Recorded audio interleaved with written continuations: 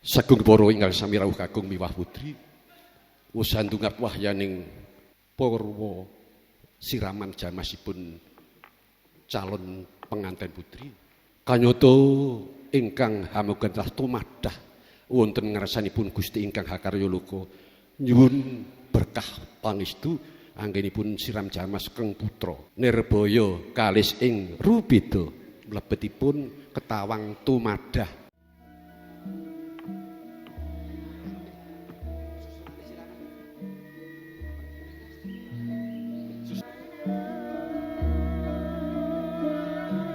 Kawistara ingkang harsa hamengku gati nun inggih Bapa Nohadi sekalian garwa arsa miyat mijil saking Bali Wisma manjing mring wiwaraning sana pawiwahan prantoling paras diarsa netepi jejering werda ngayahi tata cara siram jamasipun calon pengantin putri putra kinasih ingkang asilih Dewi Sri Kandi kanthi lumampah lononan kebek ing Subasita miwah handap asoring Jiwaraga muhung kersaning Hyang Maha Agung prih denira arsa pasang widik dalah pasang tuan Nirbaya kalis ing Rubeda prap ing unggihan kang tinuju nulya Ibu Nohadi ngaturaken widik dumateng Bapa Nohadi lajeng kapasang wonten madyaning wiwara pawiwahan tumurun hamasang widik Gyadaya-daya Bapa Nohadi sekalian garwa arsa pasang tuan kawiwitan saking pasang pantun kalajengaken pasang ron-ronan ron apa-apa dadap serep alang-alang mingko tulak balakipun reridu ing arsa ngganggu dumateng lampahing tata cara siraman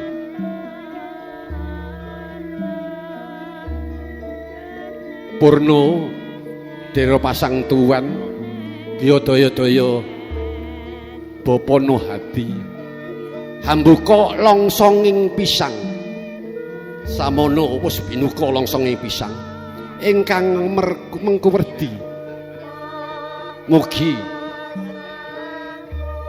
gesangipun Sri Panganten saged dados tepa palupining tiyang sesang nut pitutur luhur saking para sesepuh pinisepuh pun paripurna denrasa pasang widik dalah pasang tuan giya manjing wonten ing sasana tepas wangi nampi sowanipun calon pengantin putri dene irsa arsa ngabekti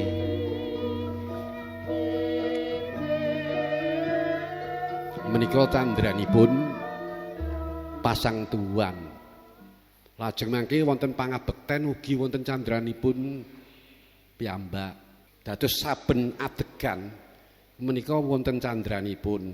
Nah menika kan dos panjenengan kersa menapa menika gladen teras ugi saged kados kala wau. Sanajan dos pundi mboten sisah kesesa kaliyan ngalih. Kula kadang-kadang sak dangune sampun sepuh menika dangu anggen kula iki gathuke iki. Supaya mboten tumpang suh kula njagi tumpang suh saged urut lajeng sekeca dipun midhangetaken dos pundi.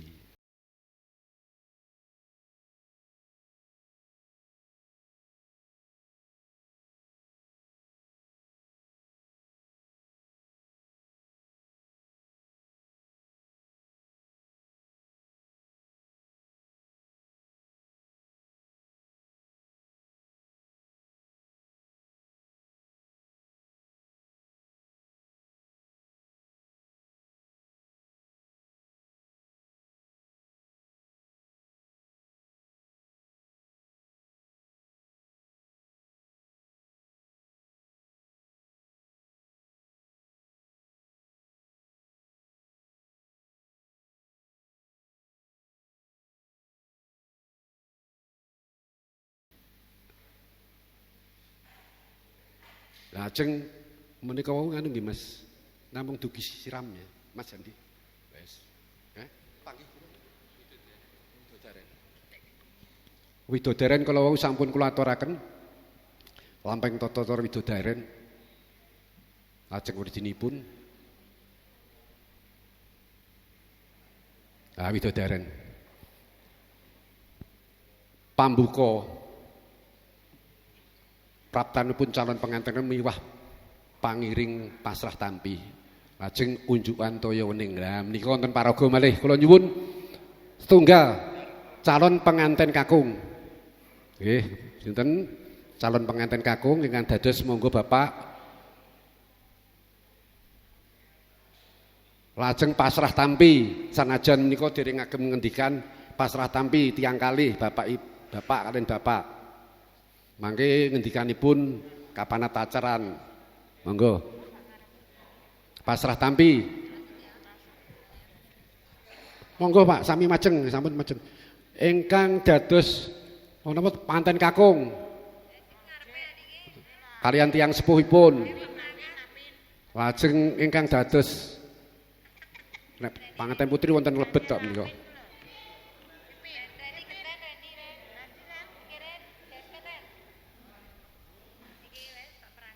Pambuka praptan calon pengantin kakung miwah pangiring. Menika. Unjuk antoya Pak. Sampun? Wonten nggih. Lenggah riwin, Pak. Lenggah riwin, lenggah nggih, lenggah. Ibu kalih calon besan, ibu kalih. Monggo Bu, sampun kedangon mungkin wekdalipun telas lho. Monggo Ibu.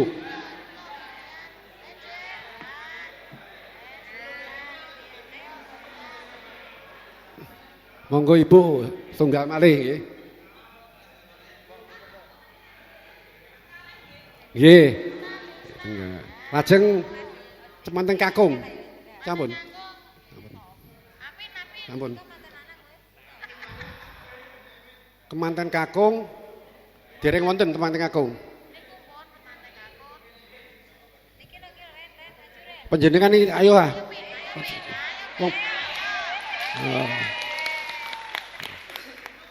Oh lenggahe wonten tengah. Menika wonten ing tata cara lampahing tata cara midodareni. Menika calon penganten sowan. Lajeng ingkang kapiji masrahaken menika biasanipun menawi saestu menika mboten ingkang kagungan kersa mantu piyambak. Dados menika utusan awit ingkang kagungan kersa menika wonten dalem nampi rawuh wonten tamu pasien. Menika biasanipun ngoten. Menika utusan. Nek upami saged mboten menapa-menapa katindakaken ingkang rama piyambak. Menika. Nggih. Menika wonten malam midodareni.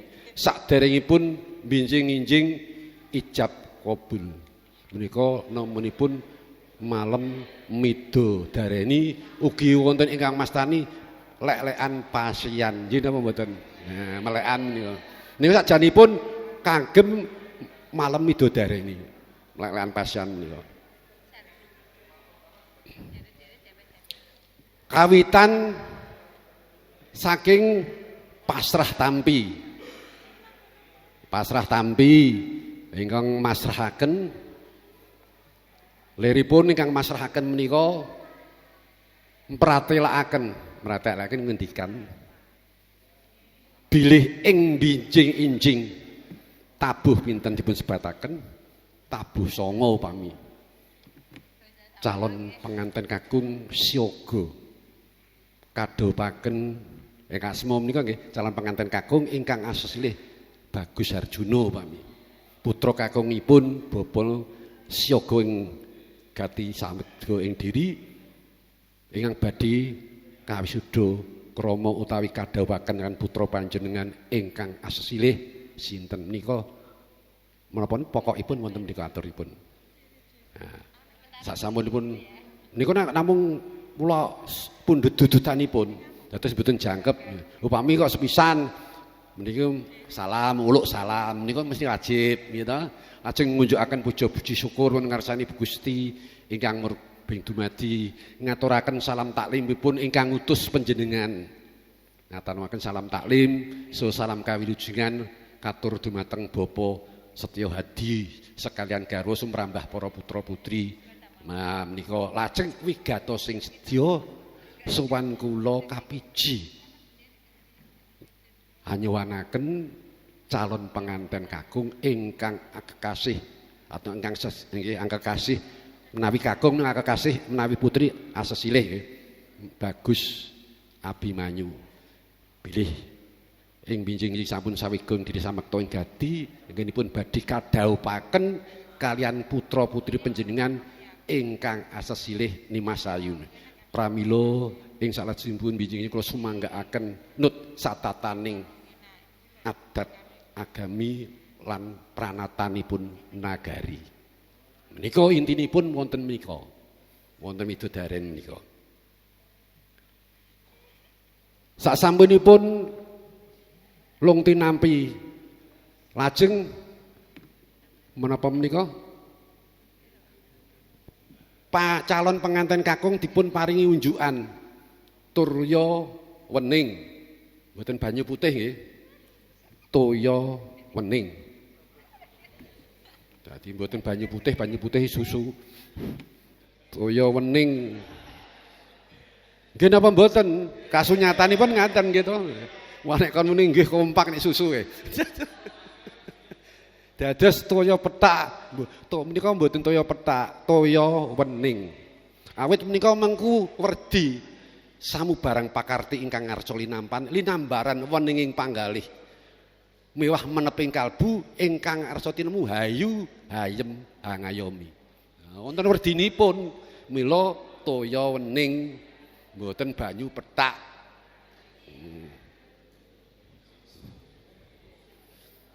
Terus dipun sasampunipun diunjuki toya wening lajeng nggih. Lajeng menika nggih pambagyawarga sasampun pambagyawarga saking lajeng menawi wonten tumedhaking kembar mayang terus pawiyan catur weda tilik nitik menika sasampun menika panganten kakung rawuh rumiyin monggo jumeneng ingkang panganten panjenengan dipun apit Bapak Ibu jumeneng dipun apit Bapak Ibu monggo Bapak Ibu sinten Ibu sinten Bapak Ibu sinten monggo lah adep-adepan nggih. Sasampunipun pasrah tampi lajeng panganten kakung pinaringan unjukan toya wening. Menika dipun paringaken lajeng dipun unjuk. Monggo majeng.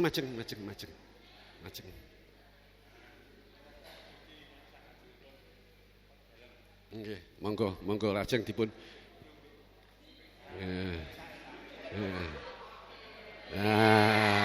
nggih. Sasampunipun diunjuki toya wening terus nyanu menapa nika lenggah malih.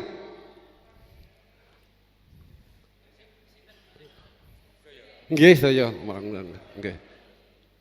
Lajeng pambagya memori pambagya argya unjukan toya wening tantingan frame memori tumedhaking kembar mayang frame memori waosan catur weda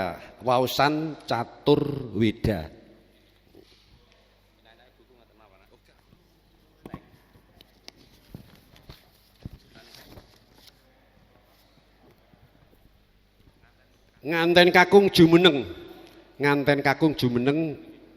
mangke iki lajeng bapakipun calon nganten putri jumeneng calon nganten putri namung bapak nggih mboten ibu bapak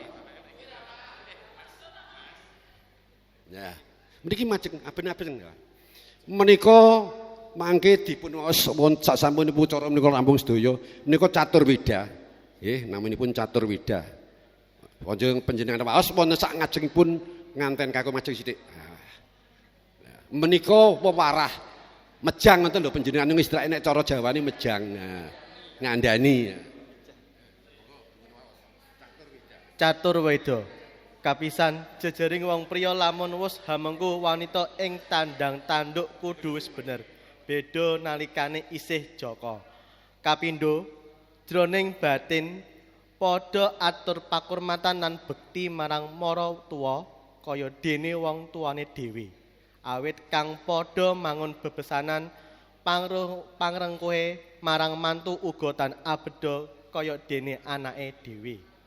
Katelu, wajibe priya hanetepi paugraning kulawarga, hangupaya boga wastra, sandang pangan, uga wisma, satemah hanjalari gampang salwiring pambudi kang handayani urip ing bebrayan agung. Kang kaping papat, hangestokno dawuhing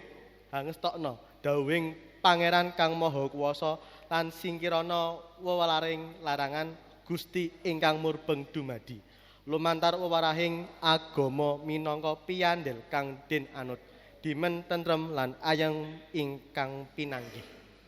Sasampunipun waos menika biasanipun dipun gulung, dipun lebetaken wadah, dipun paringaken kalian calon penganten kakung. Monggo.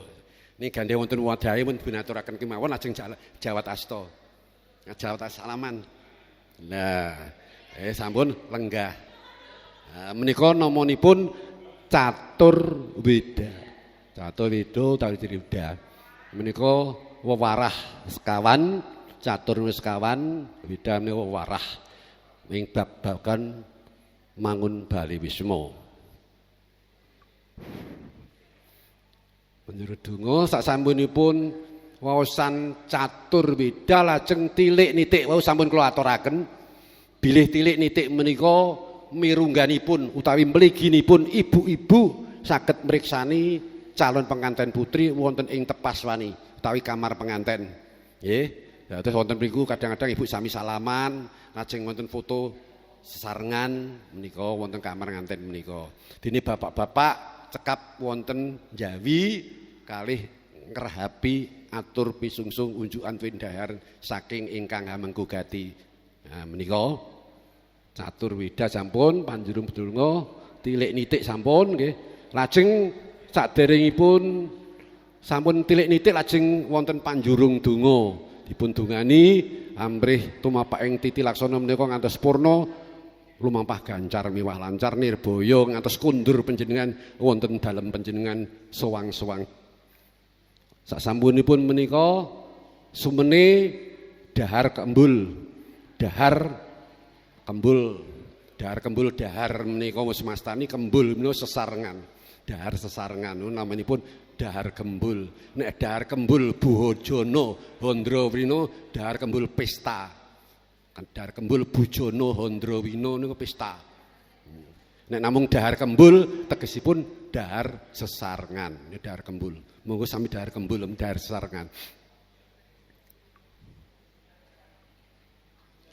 Lajeng ingkang rombongan saking penganten kakung menika nyuwun pamit kundur. Sasampunipun nyuwun pamit kundur wonten pawangsulan menapa menika pamit kundur waluyan menika wonten paring kancing gelung. Saderengipun kundur menika calon mara sepuh maring kancing gelung kala sampun kula aturaken nggih menika busana kagem ijab binjing-injing. Nggih, kagem ijab binjing-injing menggaing calon penganten kakung. Menawi biasanipun nggih wonten destar, wonten menapa menika beskap, wonten pusaka menika namanipun kancing gelung. Kenging menapa kok dipun sebat kancing gelung? Wong gelung sing gelungan niku piyai jaman mbah-mbah kula. Mbah kula niku tasih ngagem ukel rumiyin, Pak. Awit sinder jaman Belanda niku. Kula ingkang criyos nggih tiyang putri. Dados simbah kula menika saking Solo ngasta sinder wonten Linduk Grubugan Purwodadi. Menika kula dipun paringi fotonipun ngagem ukel, Pak. Lajeng ngagem topi kados topi Belanda menika menawi tindak wonten wana nitih turangga dereng wonten sepeda motor. Paling sepeda nitih turangga. Turangga menika jaran. Menika jaman iki. Nika kan gelungan, menawa wis natani kancing gelung. Menika kancing gelung. Menawa sebabipun busana kagem calon pengantin gelung rumiyin menika kakung gelungan. Nggih. Kagem cunduk jungkat. Lajeng paripurna. Sagung para kadang siswa ingkang tuhudat kinurmatan, mbok bilih wekdalipun sampun tuntas sautamun salat. Mirunggan kula pribadi ngono dumateng sedaya kirang kula anggen kula atur seserpan dumateng panjenengan. Wonten tumpang suing basa galap gangsul ngatur cewet ting parama sastra. Kula namung saged tumadah nyadong lumunturinggung samudra pangaksama. Pepet puput pepuntone ngatur monggo sami asanti. Jaya, jaya Wijayanti, jaya pinayungan sing Gusti ingkang murubing dumadi, rahayu ingkang sami pinanggih. Billahi taufik wal hidayah, wa ridho wal inayah. Wassalamualaikum warahmatullahi wabarakatuh. Nuwun.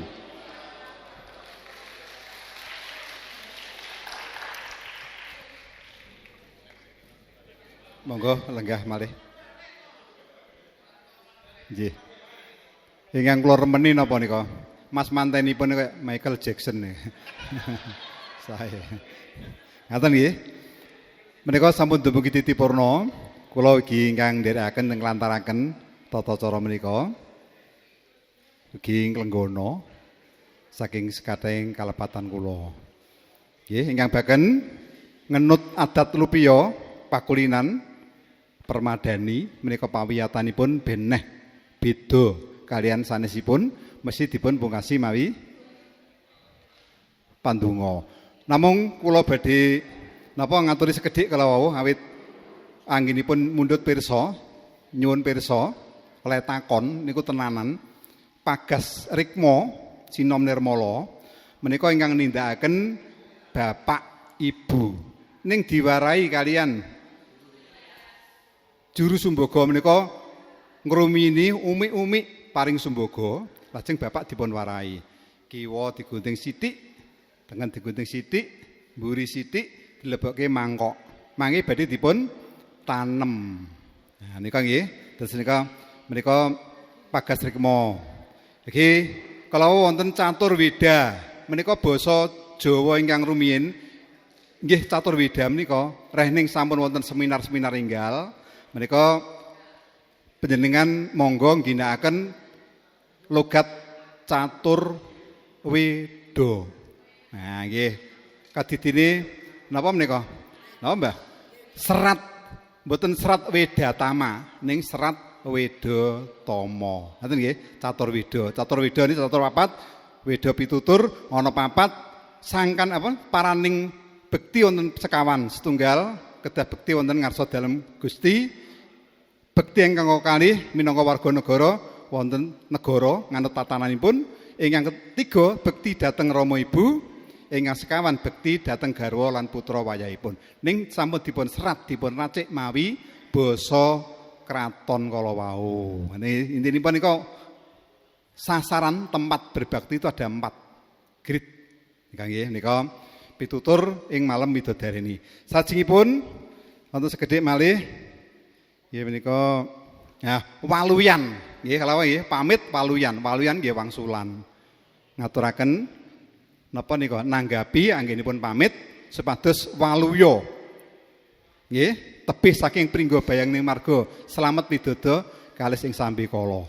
Menika minangka mukasi kula badhe ngaturi, aku kepengin ada nembang, aku tak melu nembang, pang mboten. Nggih, monggo. Aku orek-orek sithik iki mau. Mangke ingkang sing ingkang majeng sinten nggih? Estri nenggo kula rumiyin. Nggih. Sampun rampung seserepan sampun rampung kondur sesarengan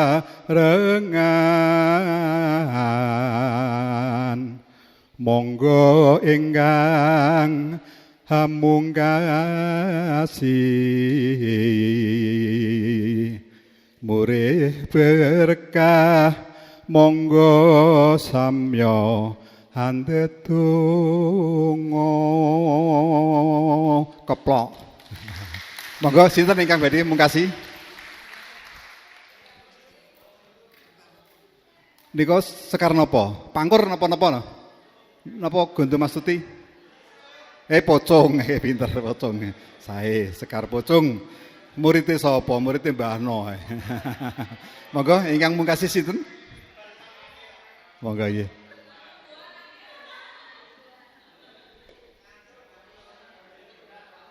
Oh monggo.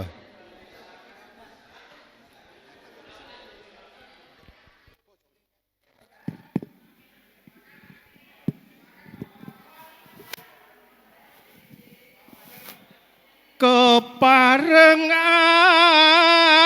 atur ningo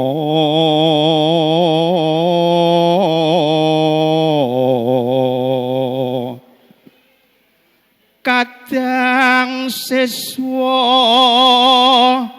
rambung genyo anampi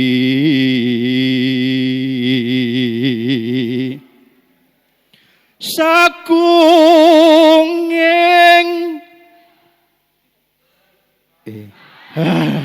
nggih ceti loro sakunging wulang wuruk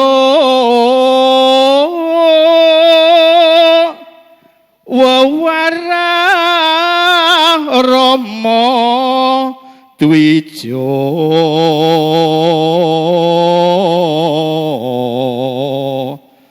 keparengna para siswa pamit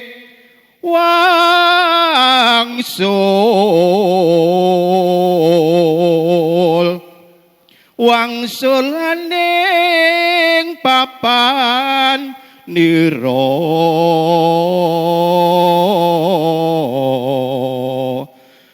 nyuwun tambahing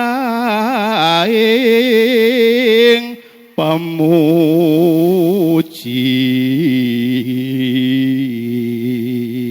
mekaten Rama ingkang saged kaaturaken nyuwun idi pangestu badhe kundur suwang.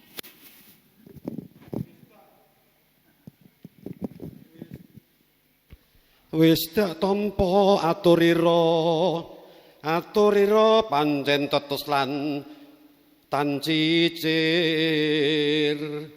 pawiyatan nyata rampung kabeh wae budalna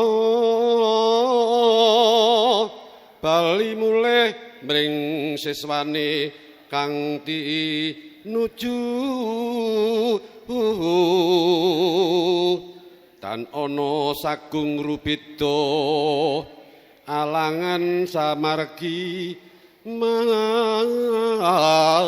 margi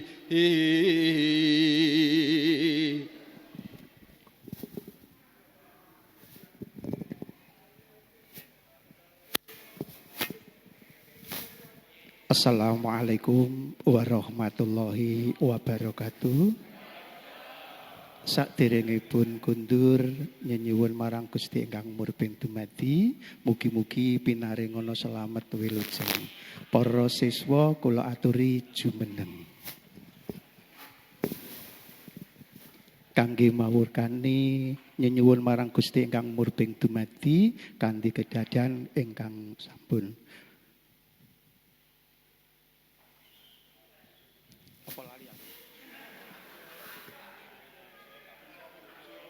Manungga puja kawiwitan.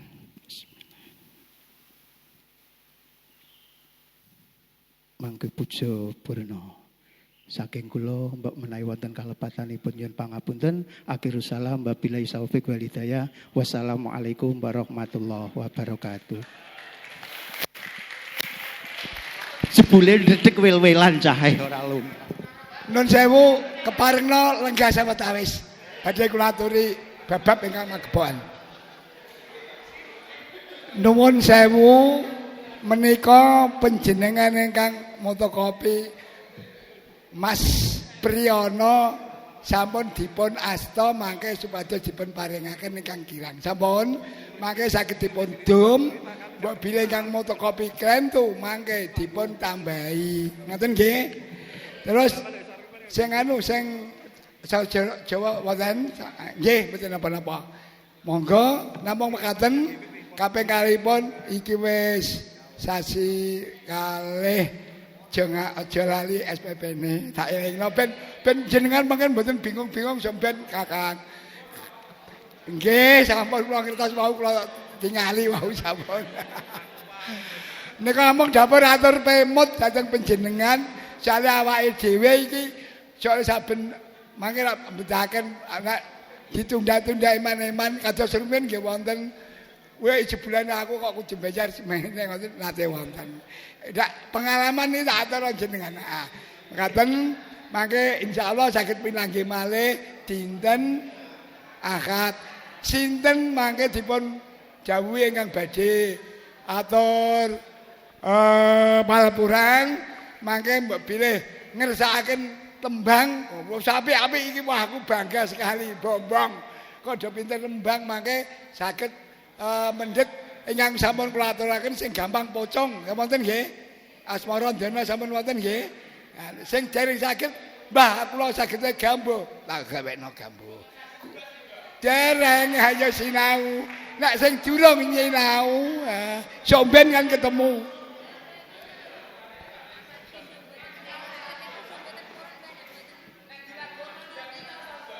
Loh, nang kene pawitan permadani udah nguri-uri kabudayaan Jawi. Mboten kabudayaan sing anyar, kabudayaan duduk-dudah mekar ngrembakakaken kabudayaan sing sinenge leluhur. Budaya dandut saged ning wekdalipun mangke benten. Engko nek pas ana acara alal bialal diisi tembang diisi dangdut mboten apa. Nek upami wonten kelawitan apa digebyakno monggo terserah panjenengan. Nggih mboten ngono. Dados ngaten menawi kepengin lha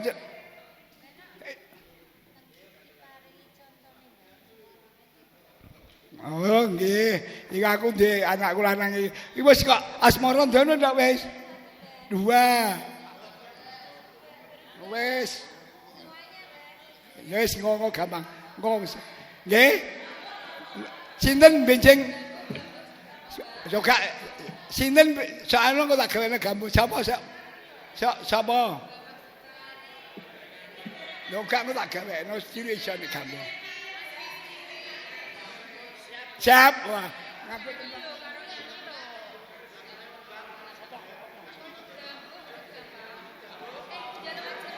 Ya wis, ngebendan. Mbak Heni, ya sip apa Mbak?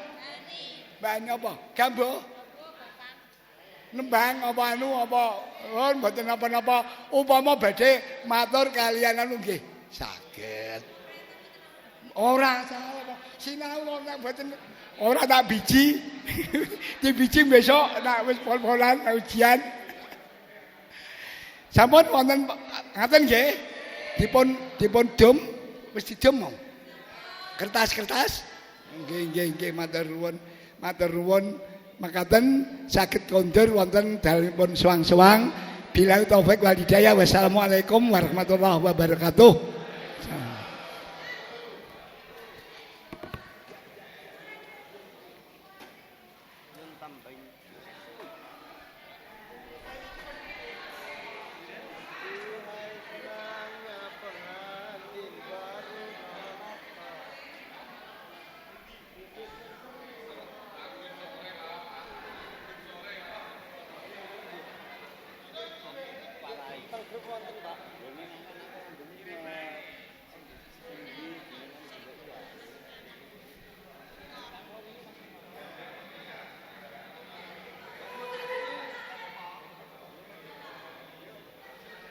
Mas Kumaba kan teka